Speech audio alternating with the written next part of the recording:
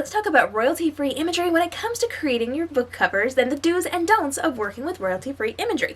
But you don't have to take my word for it. Today we are talking to everybody's favorite entertainment and IP lawyer and law professor, Tony. Let's jump in. My name is Tony Leocastis. I'm an adjunct professor of entertainment law and IP at New York Law School, and I have an Instagram, TikTok, and YouTube account now, thanks to KM, called The IP Professor, where I dive into all things IP, and I talk about it in pop culture references, in everyday things that we deal with, and I provide that type of content in a fun, engaging way.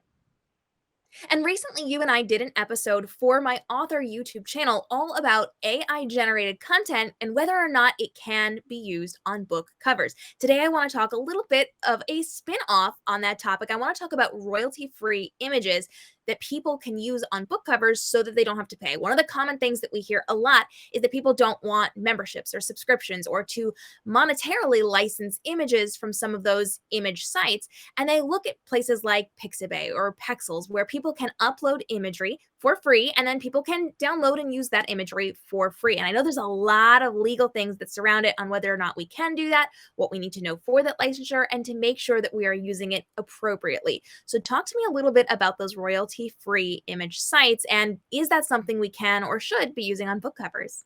So when we're talking about using any photos, regardless of whether we're talking about royalty-free or for a license, it's important to understand that there's a copyright that exists with each of those photos. Somebody was behind the lens, presumably pressed the shutter button, a photo was taken, and therefore there's a copyright owner attached to it. But when it comes to licensing that type of content, there are different schools, if you will, where normally you could be able to license material for a fee, but then there are more cost-effective measures available to people who don't necessarily have the budget to work with a Getty, an Associated Press, a Shutterstock-esque type of company where they have a lot of editorial images on hand, and depending on the rights that you're requesting, you could just go in, to the platform, download, you pay a few $100s, and you have access to the photo. So that's where, if you put that school of the licensing world aside, we get into the royalty-free imagery, where essentially the way it works is once you pay for a photo, you basically have carte blanche access to use that photo however many times you want, in whatever manner, so long as it's within a certain bound by certain rules or terms. But essentially, you don't have to worry about renewing a license for that photo ever again. It's a one and done affair.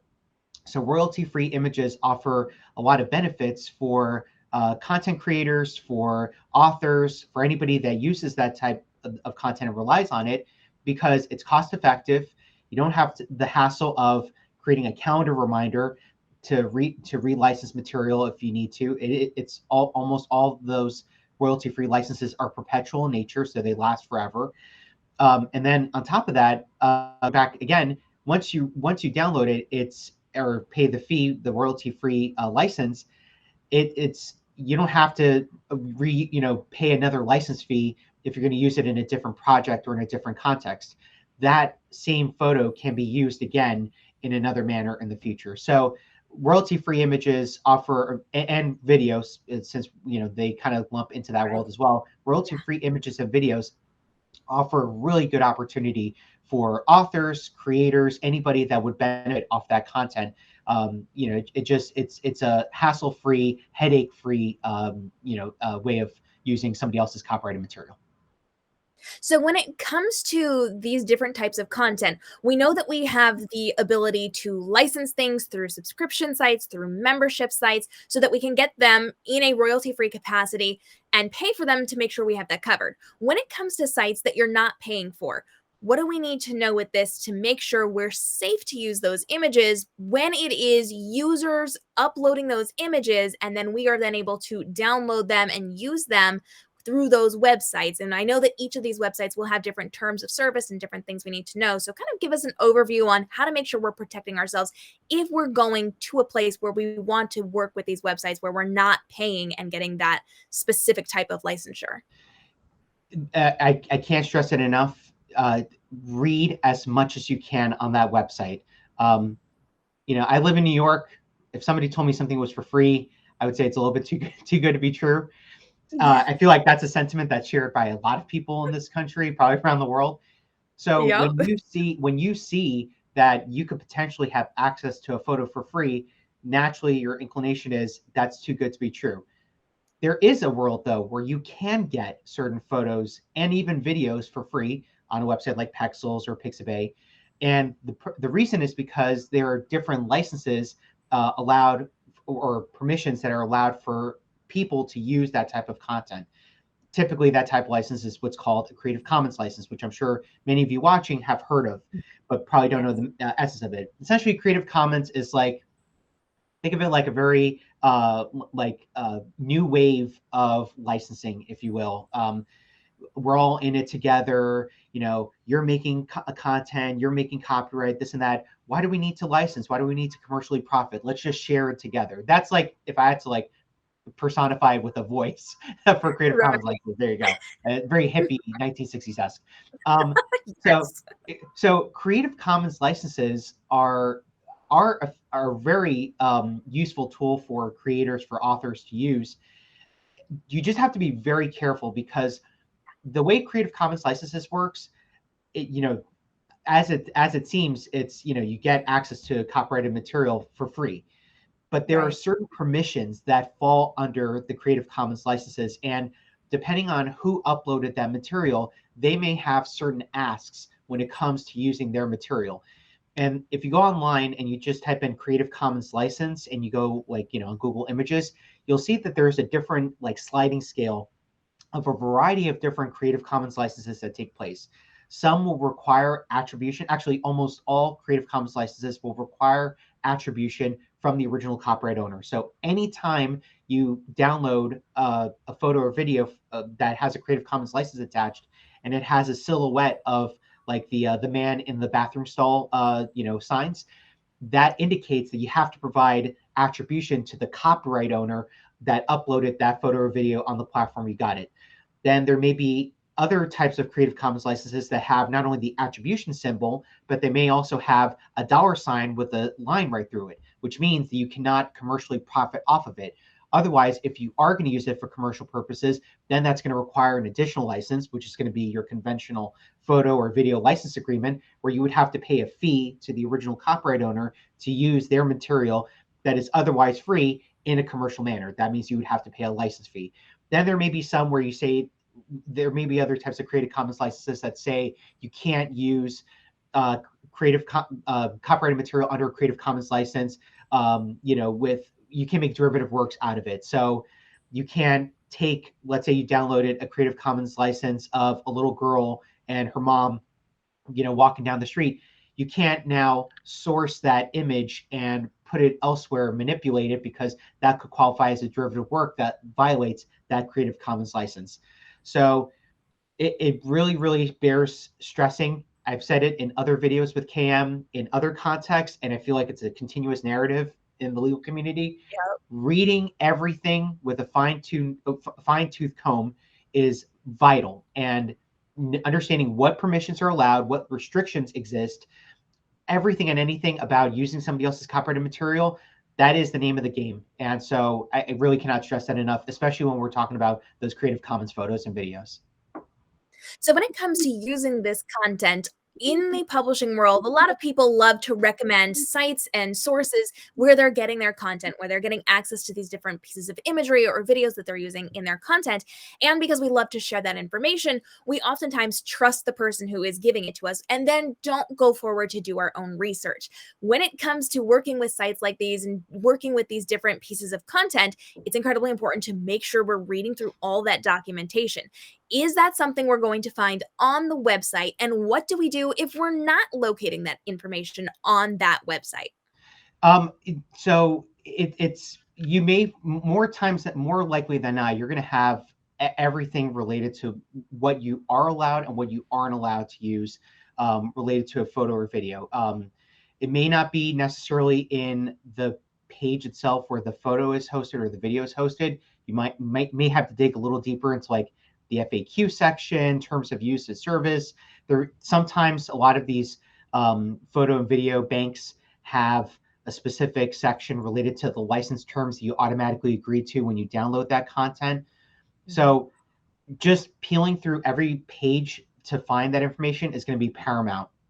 Of course, if you can't find anything related to that, email the webmaster, or email the administrators that are hosting these websites, asking, what am I allowed to do with these photos? What am I not allowed to do with these photos? If you feel like there's speculation because it feels too much in the realm of copyrighted material, then go with your gut and maybe find something else. I think one really good example to stress here is, if let's say you're in, let's say you found a photo of people walking through Times Square. You don't have to necessarily uh, download that photo right away. You could ask questions. You could say, were the people that were featured in this photo, were their licenses cleared, were their likenesses cleared, or did they sign a waiver allowing for this photo to be published on this platform? you know Most of these websites might evade that question, but I'll say it here. That might legally might not be a problem, because in a public setting there is no expectation of privacy, so you don't have to worry about that type of matter. But if, let's say, you found a photo that it clearly looks public, but it's done in a more private setting, I feel like that question may be warranted as well. So a little investigative work is going to go a long way here, and just knowing knowing what you're allowed to do and what you're not allowed to do with that copyrighted material, may be made very clear, and it's right in your face in the description of the photo, the video. But odds are, if you can't find it, an email is going to go a long way, and it'll take you to the right path towards finding the giving you a sense of direction if you're going to go forward with using that material or not.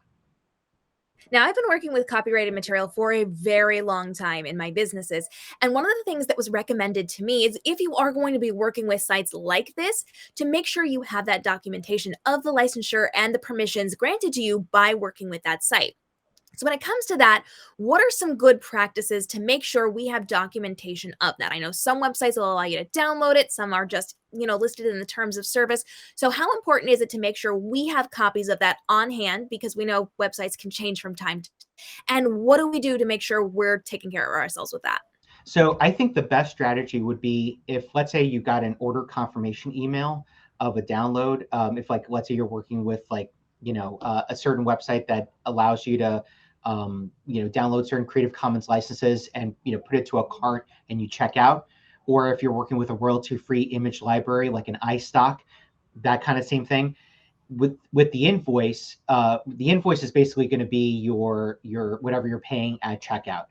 So if you're working with those types of platforms, the order confirmation, and I think supplementing it with a printout or a PDF, saved on your computer, of the terms of service or the license terms that you agree to at the time of the download, coupling those two together, that's essentially your license agreement. Now, with respect to Pexels, Pixabay, those types of platforms, it's going to get a bit trickier, because literally all you have to do is just click download, and it literally downloads right into your downloads folder. I've never once used Pexels or Pixabay where I had to check out or anything like that. It was an instant download type of service. So, I think maybe having like a spreadsheet, or if you're constantly using that type of material from those platforms, maybe having a spreadsheet where you kind of create your own metadata, or your own, like, footage report, as we call it in the news industry or the photo video licensing industry. You create like a spreadsheet that says, okay, I downloaded this asset on this date from this platform, and these were the terms they agreed to. And you could attach the terms from Pexels, from Pixabay, to that spreadsheet, and you kind of compile it together as a whole document, if you will. So that's the one that's gonna be a bit trickier, but I feel like you could still get away with it by having some form of due diligence. And I think organizing a spreadsheet actually might be very effective, because it'll keep you organized. It'll let you know what you downloaded and what permissions were allowed at that time. And maybe it'll give you a sense. Maybe you want to reuse that material later on for another project. Maybe you missed out on, or you accidentally deleted the download. You could go back and download it again. So I think there are abundant number of ways of cataloging those types of permissions from those types of free websites, but it's very doable for sure. Now, I really love working with membership sites that allow you to pay one monthly fee and have access to photos and videos and creative assets and music and all of those things. And so we're going to link some of those down below for you if that is something you guys are interested in. But I know with a lot of these free based sites, it is uploaded by members, and members, when they upload, have to agree to the terms of service, but not all of them do. So, when it comes to working with some of these sites that are not protected by membership terms, what do we need to know about using our brains to decide if something is something we actually have access to, or if it's a picture of a celebrity that someone just popped up for the sake of popping it up? If you have any shadow of a doubt about using copyrighted material that you find on these websites, please go speak to a lawyer. Legal help is gonna save you a headache and a half years down the road if you accidentally use material that a website shouldn't have even had on their platform in the first place. So asking the right questions with an attorney, them helping you navigate these waters is an imperative part of the process. If you feel like you don't have that bandwidth to do it at the moment, I think that's okay as well. You could still do your own due diligence by emailing the webmasters or whoever runs those websites where you're not necessarily agreeing to terms of use or service, but just asking what can you explain a little bit more about your repository of images? Are these all public domain? Are these all under a Creative Commons license? It's not very clear on the website. Could you provide more clarity? Essentially asking those questions can get you to maybe. And if you're still stuck at ground zero and you can't find an answer, then maybe that's your cue to either A, go find another website, or B, maybe then go to an attorney and have them step in your stead and figure out these loose end questions that you just don't have answers to. So a lot of ways of navigating it. I'm also a big fan of going for reputable sites. So, a classic New York word that I'm going to employ here is the word fugazi. Don't go for a fugazi site. Fugazis are they reap trouble. They are gonna they are just going to be more problematic for you. Why stress yourself out and download from a website that feels weird, and from an IP point of view, it's going to lead to more questions than answers. It's best to just avoid that and go with the more reputable sites like the iStocks, like the Shutterstocks, like Yeah. Pexels, Pixabay, where they've tried and true shown that they're industry leaders in terms of providing accessible content to small independent creators. Better off doing that than having a whole legal claim on your hands with photos123.com. I mean, no offense to photos123.com, but I think we know the problem right there. Absolutely. And if you have questions on making sure that you're protecting yourself when you're creating book covers and creative assets for your book marketing, drop those down below. Make sure you check out our other episode on AI generated content and whether you should or should not be using that on your books. And you can learn more by hanging out with Tony online. Tony, where can we find you? You can find me on Instagram, TikTok, and YouTube at the IP Professor. And like I said, I have a bunch of videos talking about all things IP. And if you have any questions, of course, you can reach out to me in the DMs. If you have questions on using royalty-free imagery in your book covers or book cover design in general, go ahead and drop down to my comments, and make sure you are checking the caption where I am linking some of my favorite places to get royalty-free imagery and to make sure that we are helping you level up with your book cover design, because we have full tutorials and watch me create live book covers down in the comments below. We will see you in the next episode, and we're going to continue to have Tony back for even more episodes on helping you stay legal inside of the publishing industry, plus tips and tricks how you can level up your marketing, your writing, and your publishing life.